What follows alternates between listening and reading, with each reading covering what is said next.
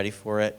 Thank you all for being here. Thank you, CJ, for being here. Let's give him a warm welcome to the stage. CJ Casciotta. Thank you. What is up, guys? Is everybody is the caffeine hitting everybody yet? Are we all good? Are we cool? Hey, can we give Colin and the crew a hand for doing this? I mean, this is... I pulled in this morning, and I thought I pulled in early, but there were people and signs and stuff already here and stuff. So this is not easy work to do. Guys, thanks for having me here. Chaos. I love chaos. Chaos is kind of my thing.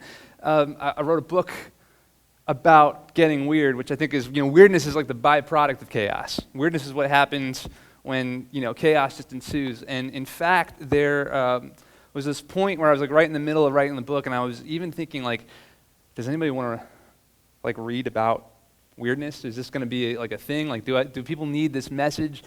And chaos was sort of at the center of what happened next. I was hanging out with my 4-year-old daughter at the time. We were in a bookstore in Nashville, and we were in the kids section, and there was this little girl. She couldn't have been more than 2 or 3, and she was in one of those, those really low chairs and tables for kids, they're just 12 inches off the ground. She was coloring inside a coloring book in this kids section. I'm that's pretty cool. And she's coloring inside the lines really, really well. For a 2 or 3-year-old, I'm that's amazing. And then she gets a little wild. She gets a little chaotic. She gets a little crazy. She starts scribbling outside the lines. I'm that's actually really cool. But then I notice that her mom is standing over her shoulder, and she says these words. I'll never forget it. She goes, "You've ruined it." That's what I thought. And so I kind of remove myself and my daughter from the whole situation, because I realized if I was going to stay there, I was going to do some co-parenting with this stranger I've never met before, and that wouldn't be good.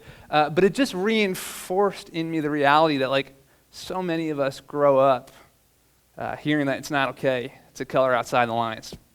It's not okay to be different. It's not okay to make a difference. It's not okay to do something different, to scribble, to be weird. And it's not just parents that say that. It's teachers. It's coaches. It's potentially bullies. We've all, at some point, sort of had that happen to us, right? Just by show of hands, can we all just, who's had that happen to them at some point? Probably when they were a kid. Yeah. But it's not just individuals. I would argue that there's this kind of pervasive narrative throughout our culture that reinforces that idea. And it's even hidden a couple of times in stories that kind of seem chaotic and seem weird, but they're really not. So I want to break down one of my least favorite stories for you guys, and we'll talk about this. This is an example of one of those narratives. All right, does everybody know who this guy is? Yes. Total jerk. Seriously, I'm going to ruin him for you. I'm sorry. Because this is the version of Santa Claus in, who knows? Rudolph the Red-Nosed Reindeer. Right. Not my favorite story. Not my favorite story. First of all, the whole thing's made in a test tube. I don't know if you guys knew this. But 1939, there's a big ad company. It's not an ad company. It's a department store called Montgomery Ward. So it would be Sears Roebuck or JCPenney. And the story is made by ad executives, by people who just, they're wanting to sell product. They're wanting to push toys during the holiday season. So it's not really starting off from a creative standpoint. But second of all, the thing that happens next is they make a movie version of it. And how many people have seen the movie version of it on TV? It's on every year on network television. Yeah, Santa Claus is not a nice dude, consistently throughout it. I don't know if you remember. But the whole thing starts off, okay, so you got Donner, who's Rudolph's dad, right? And you got Donner's wife, who was never given a name because it's the early 1960s, so surprise there, big surprise there. And they're hanging out in their cave, or wherever reindeer lived back then, and baby Rudolph is just born, and he's just looking so cute, and it's great, and Santa Claus comes and visits baby Rudolph, and he looks at him and he goes, "Oh my gosh, so adorable. Gonna have to fix that red nose sort of situation. I'm not, he's not gonna make my team if he doesn't have if he has got the red nose." And why, you say? Why? No idea. Never given that plot point. Huge gaping hole in that story. We have no idea. I don't know what having a red nose has to do with a career in international parcel delivery. But apparently it's a thing. And this would be like you have a baby, you're in the hospital with your husband or wife, and your boss comes in, and oh my gosh, she is so adorable. The ears, maybe a little big. Maybe you want to get some plastic surgery on the kid. That's like what you would. Right? That's not good. No, you would probably punch your boss in the face at that point. I'm imagining. But this is the guy who's like the purveyor of moral aptitude. This is the guy who we tell our kids, no. He gets to decide who's naughty and nice. I don't think so. Not this guy. And I'm picking on him. I get it. I like Santa, I really do. There's lots of versions of him. In fact, the real St. Nicholas, if you ever look him up, total badass. My real beef with the Rudolph narrative is kind of the whole story in general. And you might be thinking, like, dude, I don't know, you just wrote a book called Get Weird. Like, what's the deal? Like, isn't your thing like misfits and misfits should belong? And isn't that the story of Rudolph? And what I would say is it's close, but it's not the real deal. Here's the thing. Rudolph is a misfit whose worth and whose value is entirely dependent upon whether or not other people deem him useful. Right? Like, in other words, Rudolph, his weirdness, his uniqueness, the chaos that he brings to the world, that's only considered valuable once it gets Santa Claus and his team out of a jam on that fateful, foggy Christmas Eve. So if we were to look at the value correlation in this narrative, it would look an awful lot like this, okay? Right? And that's just not a good value correlation. That's not where great stories sort of live. And maybe I'm thinking about old cartoons too much. I've been guilty of that in the past. But I sit and wonder sometimes, I'm like, how much brighter would Rudolph's nose have glowed? How much faster would they have made it around the world on that fateful, foggy Christmas Eve? Had the thing been cultivated and fostered and honed from like a really early age, you know? And as fellow misfits, as fellow creatives, as fellow people who are trying to move the world forward and change people's minds, like, that's not the value correlation that equates to what we do. I think our value correlation looks a lot different. I think it looks like this. I genuinely do. Where your worth, your value, the weirdness that you create, the stuff that you put out there in the world is independent of whether or not other people deem it useful or value it or see the worth in it. And I'm not saying that shouldn't be a thing. I'm not saying we should strive to get people to notice our stuff. But I'm saying if we start off at that place, if we start with that being like the impetus, with that being the end goal, it's a false start. Right? Our best work, our most creative work, our weirdest work comes from this place where we can't not do something. We have to do it because it's inside of us. It moves us forward. And so I want to tell more stories that represent that value correlation, and less like Rudolph, the red-nosed reindeer. So here's one for you. I know we don't have a lot of time, so I'll tell this story real quick. I wrote a bunch of this book on my friend Mama Moo's farm. Her name is Mama Moo, and her real name's Lynn, but her grandkids call her Mama Moo, and she's one of the most coolest people I've ever met. She's in her late 60s, and so like at a time where most of her friends were sort of retiring and getting kind of ready to like wither to a halt, Mama Moo bought the farm.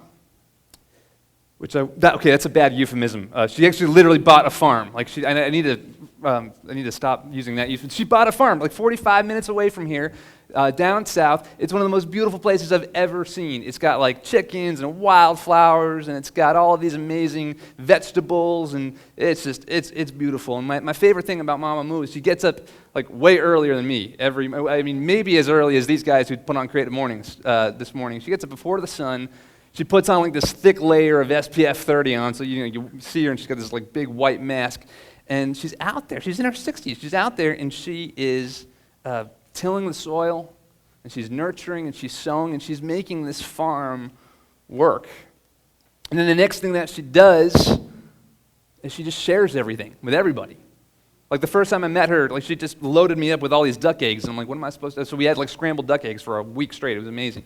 And then she partners with like local chefs and local restaurants. If you've been in Nashville long enough, those people who are here for just about a year, just hang out a little bit longer, because I bet you will experience the byproducts of Mama Moo's nurturing and hard work, maybe without even knowing it, if you're going into a restaurant or you're hanging out in a cafe or something like that. And so I love Mama Moo, and when it came time to sort of write this book and chip away at this idea, I hung out on her farm. I asked her if I could bum her porch for a couple days, because I'm not a good enough writer just to be able to write in like a regular coffee shop or something. I need inspiration around me, and so I was like, hey, can I be in this really inspirational place? And she said, sure. So 3 days go by, and nothing happens. Like, I got no inspiration at all. I was really bummed out, and I was actually about to leave. I was late to a meeting. And before I leave, I'm grouchy. I'm like, I can't believe nothing really happened, and I'm late to this meeting already. And she stops me. She goes, no, you can't go home until you have to, you got to basically get some vegetables for your family. I'm like, come on, really? And she's like, yeah. And that was actually a really nice thing for her to say. But I'm like, all right. So we're going through the garden, and I'm walking along the garden, and I'm picking up these vegetables. In the back of my mind, I'm thinking, I'm so late for this meeting. What am I going to do? And then I hear Mama Moo's voice behind me, and she goes, come here, you got to look at this thing. So I'm like, all right. So I put my bag of vegetables down, and I come join her, and she's crouched down over this tomato leaf. And she goes, hey, look at this. Like, do you know what this is? And I go, it's a tomato leaf. I'm like, what's the big deal? And she goes, no, look harder. I feel like it was like, remember Rafiki in The Lion King? You know, look harder. That was, yeah, did I do that right? I don't know. But it was one of those moments, because what she actually showed me when I looked harder was this little, like, 3-inch bright green creature. And it had, like, bright yellow polka dots on it, and had these jet black lines. It was really, really cool looking. It was beautiful. And she goes, do you know what this is? This is the caterpillar that turns into a monarch butterfly. Isn't it beautiful? And of course it was. Like, that was, I took a picture of it right there on the spot. That's it. That's a beautiful creature. And that was my moment of inspiration. I got it at the very last minute. I was so excited, because all my life I've been told these false narratives of Rudolph the Red-Nosed Reindeer and the myth of the caterpillar, the ugly caterpillar, right? That turns into one day a beautiful butterfly. But this, like, 3-inch little punk, it blew through 30 plus years of my false notions just by hanging out, just by being there, just by doing what it was created to do. By the way, quite possibly before it ever knew what it was destined for, right? Like, I don't know if caterpillars know that they're going to be butterflies anytime soon. They're just hanging out. And maybe he was even creating some chaos. I'm sure he was like biting off some tomato leaves and making some havoc and stuff. But there it was. There's the moment of inspiration. And I think this is so important when we're talking about kids and we're talking about our own lives. Because I got this, my daughter's 5 now. She just started kindergarten. And I'm nervous, guys. I really am. Because, I know that one day her version of her shiny nose, or, anything that's kind of maybe strange or weird or unique about her, it's about to measure up against other people's expectations that she comes into contact with. And it might not measure up so well. She might get made fun of. I remember when we were in the circle, today. I was bullied a lot for being short, scrawny, last picked on the team. And the temptation as her dad is going to be to tell her the myth of the caterpillar, right? That, hey, one day, all of this kind of awkwardness and chaos and stuff, it's going to fall away in this, like, beautiful moment of transformation and metamorphosis, and then everybody's going to see your value. Everybody's going to see your worth. But that's a bogus story. That's a really bogus story. Because, guys, look, I'm in my 30s now. I'm not a kid anymore. Short and scrawny. Come on. It's okay. It's all right. In the seasons where I actually am disciplined enough to lift weights, I tell people I'm lifting my way up to normal. I'm just trying to get to normal. That's all I'm trying to do. Look, none of us, oh, by the way, and you don't even want me, like, on your team, like, for Monopoly. None of us are promised the future of becoming a butterfly. And I know that sounds like, that sounds lame, but hang on. None of us are promised the future of being a butterfly. What we are promised is the wonder of being a caterpillar. right? If I'm going to wait one day and tell my daughter, hey, one day, just wait for this miraculous moment of transformation where your worth will suddenly and apparently be apparent to everybody. She's going to miss out on the greater reality that she is worthy and valuable and creative and weird, and that's a really good thing, like right freaking now. That's the better story. That's the story I want to tell my daughter, and that's the story I want us to believe. You guys with me so far? Cool? All right? So, what does this mean for our companies, the people that we lead, our creativity, our teams? A couple things. One, we need to see your process way more than we need to see your perfection. Show us your process. It's way more important than your perfection. Especially in this weird time where it's like, everybody's using social media to tell their stories, but we all sort of kind of know that like social media is killing us at the same time. Like, people trust things that are real. I remember the first time I went to Mama Moo's farm, and she was telling me, she's got 24 acres, by the way, so there's only a couple of acres that are all sort of cultivated, and she's laying out the vision for me of all these other acres that are unaccounted for yet, and I'm just sitting there having a panic attack and going, you're in your city, like how are you going to do all this stuff? How do you wake up every day and just sort of, step after step, like do this, work on the farm knowing there's so much more to be done? And she's just like, but chill out, maybe breathe into a paper bag or something like that, and everything's going to be fine. It'll happen when it happens. And the reality is, like, because the farm is just technically unfinished still, like that doesn't stop like the tomato leaves from producing tomatoes, or the chickens from laying eggs, or the flowers from blooming their colors. Like it doesn't stop any of us from getting in on the goodness that is Mama Moo's farm. Like that thing produces life because the farmer thought it ought to, knowing in the back of her mind that there's more work to be done. It's not up to anybody whether we consider it ready or not. It nourishes us and it nurtures us all. So we need to see your process way more than we need to see your perfection.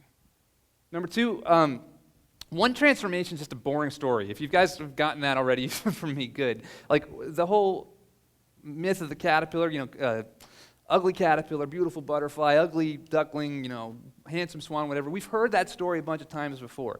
If you look throughout history, like really seasoned creators, leaders, storytellers, you'll find those people constantly getting chaotic again, constantly going back and becoming caterpillars, constantly getting weird, getting different, maybe even ugly when it comes to other people's perceptions, right?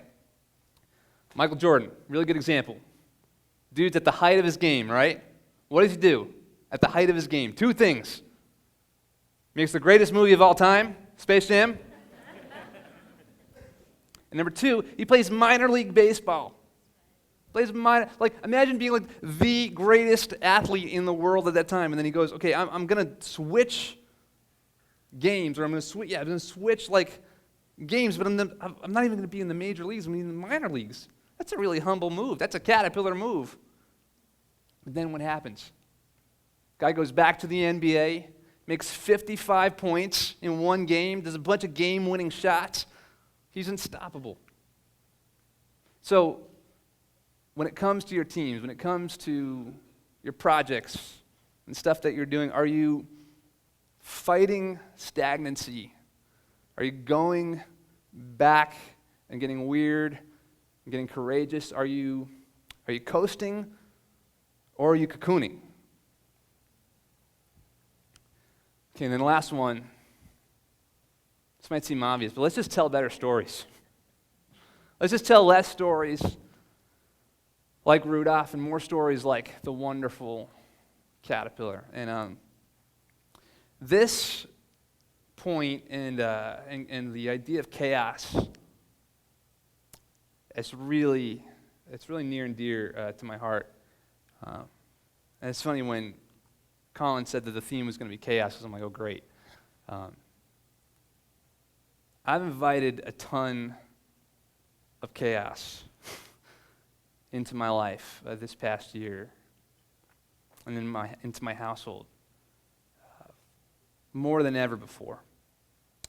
And luckily, I've got a wife who's just on board with any adventure, and kids who are they're young enough, they don't know that their dad's like completely crazy yet, so.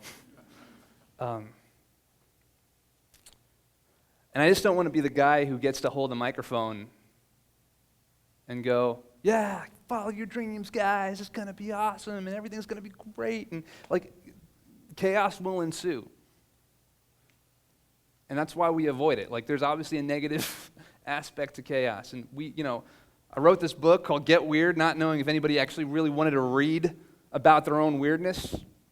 So that's a whole other chaotic story, and we could talk about that another time. And on top of that, we decided we're going to start a nonprofit. We're launching in January 2019, which if you know anything, if you ever launched something before, you realize that most of the legwork is done the year before you say you're actually going to launch. And so it's just been chaotic, but what I've realized, I kind of tested this, that the presence of chaos pales in comparison to the weight of non-action. It just does. Like, I for better or for worse, I believe in this message that everyone of us in this room and in the world, at some point, we feel like a weirdo. We feel like a misfit. We feel like we don't belong. And the more people that actually believe that they belong in their uniqueness, just the way they are, the richer our communities are going to be, the better our schools are going to be, the tighter our families are going to be. We're just going to move the world forward. And I believe that. And so we're starting this thing. It's called Ring Beller.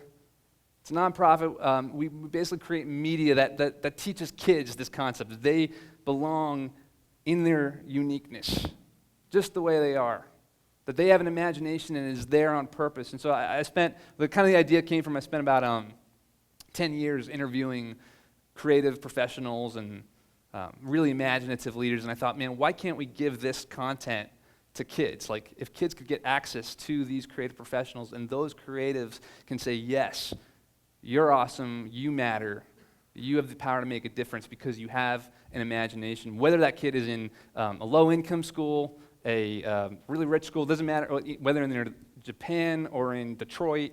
And so we're working with a team of people to actually bring this thing to life, and we're doing a Kickstarter in, I think, November, and we just finished the launch video. And so what I've been doing in talking about the book, because I feel like the book, Get Weird, is sort of a manifesto for this vision, is I've been showing people the launch video that we just created. So wrapping up, I just wanted to give you guys a little glimpse into what we're building. Is that cool?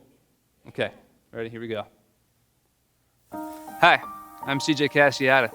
I'm an author, media producer, and most recently I've become the founder of an organization called Ring Beller. See, we have a real crisis on our hands. Yeah, like this video is really, really boring. Seriously, what did you take, a Sally Struthers masterclass or something? We'll take it from here, buddy. We interrupt that incredibly boring message to bring you something way more interesting. I, veteran reporter for the Planet Ring Beller, Baker Johansson, and my co-anchor, Unk! have just discovered a strange energy source found in particularly large quantities in child earthlings with the power to fuel dreams, solve conflicts, and make a difference. It's called imagination. I believe it's found in a gaseous state. Wait, this just in. We're receiving new information that this energy source is becoming increasingly scarce. That's right, Crumbaker. 1 in 4 child earthlings report being bullied. Violence in schools is off the charts, and studies show kids aren't learning the skills they need to help them become creative and kind adults, even though that's exactly what their planet needs. Yikes. Way to bring the vibe down, Unk. I know. I don't even have a heart, and I'm an emotional roller coaster. Well, if you don't have a heart, what do you have? Roller coaster parts. You guys mind if I jump in here for a minute? Sure, as long as you don't mind if we take a nap. Okay. Hey, look, we've got this problem, but it doesn't need to stay that way. Ring Beller are video lessons that schools can use that help kids learn to imagine more for themselves and others. So think TED meets Sesame Street, but with tangible tools attached. Man, you really have a thing for puppets, don't you? Okay, all right, so these videos are gonna feature these two guys, plus real-life kids interviewing creative grown-ups who are using their imagination to make the world a better place. Artists, entrepreneurs, scientists, writers, you name it. Wait, we're a part of this thing too? I haven't seen a contract yet. These videos come with discussion questions and activities that get kids collaborating together so that they can start using their imagination to make a difference as well. Whoa! You must be a billionaire, CJ, to make all this happen. So I was just getting to that, Unc. See, we think this thing could help kids all over the world, decreasing bad stuff like violence, bullying, and inequality, and increasing creativity, empathy, and possibility. But we need your help. We're working with some of the most brilliant educators and media makers all around the planet. But in order to start getting this thing inside classrooms, we need the funds to make that happen. Friends, the world is literally going to end if you don't give right now. Think about the children. Think about the orcas. Think about Sally Struthers. Hunk, are you crying? No, it's tetrachlorine dioxin. All right, it's laying it on a little thick, guys. But seriously, this is a vision I've had my whole life, ever since I was a misfit kid myself. A problem I want to dedicate the rest of my life to solving. With your help, we'll be launching in January 2019, finally welcoming you and your kids to Ring Beller.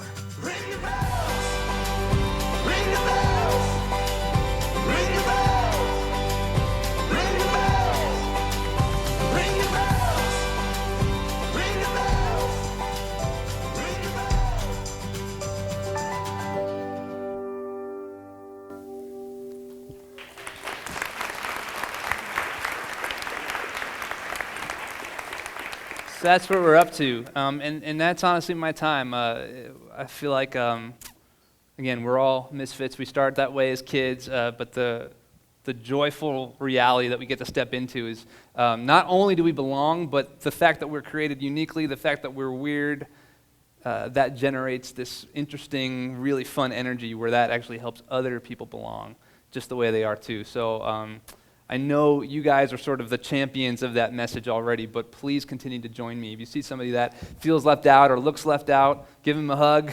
If you see somebody who is having a hard time, maybe even just a smile, but especially kids. Let's raise a generation of kids that know that their imagination is actually there on purpose. Each of them have it.